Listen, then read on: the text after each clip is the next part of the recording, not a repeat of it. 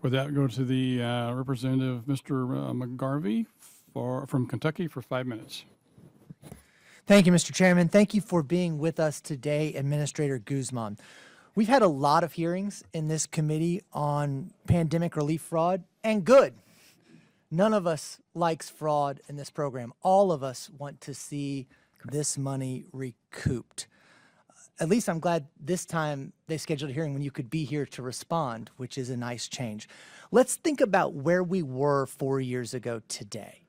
I think it's important to remember where we were. People were dying in hospital hallways. People were hunkered down in their homes, scared, rationing toilet paper. You had small businesses across this country who had no idea if or how they could survive.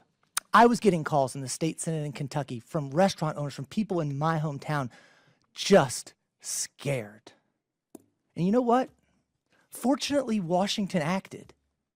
And the Congress, and let's give credit where it's due, the Trump administration got relief out to our small businesses. They saved our main streets. They saved our businesses. It saved our economy, which is how we recovered so much faster than everyone else in the world. And look, are there going to be problems with something like this? Yeah. And there were. But we are focusing so much on the bad news that we fail to recognize that the SBA's relief programs were an unmitigated success. So we need to talk about some of this fraud, right? How did it happen? Well, let's be honest about it. In standing up our businesses, the Trump administration rolled back the internal controls meant to prevent fraud in our loan programs. Why? Well, our small businesses needed relief and they needed it quickly. But it shouldn't be a surprise that when you remove these regulations, it opens the door for bad actors. And that is why 86% of the likely fraud in these programs ended up occurring in the Trump administration. Did you serve in the Trump administration? No, I served during the Obama administration and the Biden administration. So about 9 years. It didn't happen on your watch.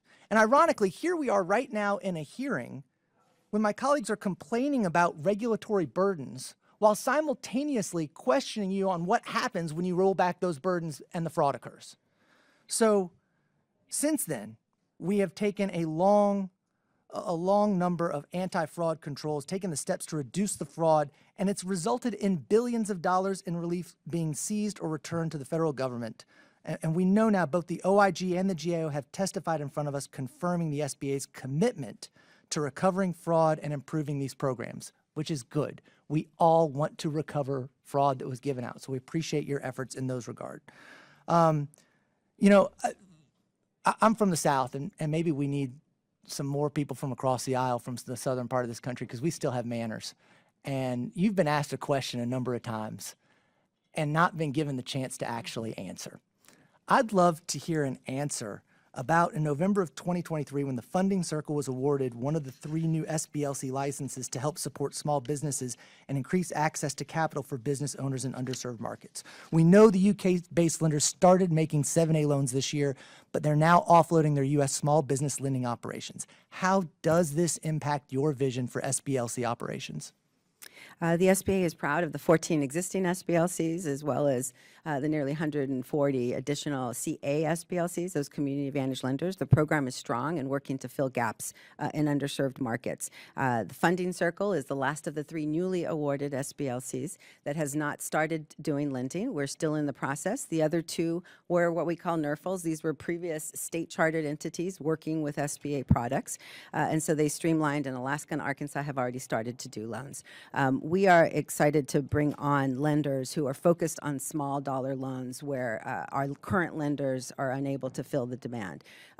Funding Circle continues to work with the SBA, my team, to fulfill the SBLC license and ensure that they can start lending with SBA products in the community. They were a strong performing PPP lender, really getting hands into those smallest of the small businesses, focused on making sure that they could survive during the pandemic. So that is still in process. We are still going through the the steps that are necessary for them to meet all of our standards at the SBA, and when that is complete, we can inform the committee.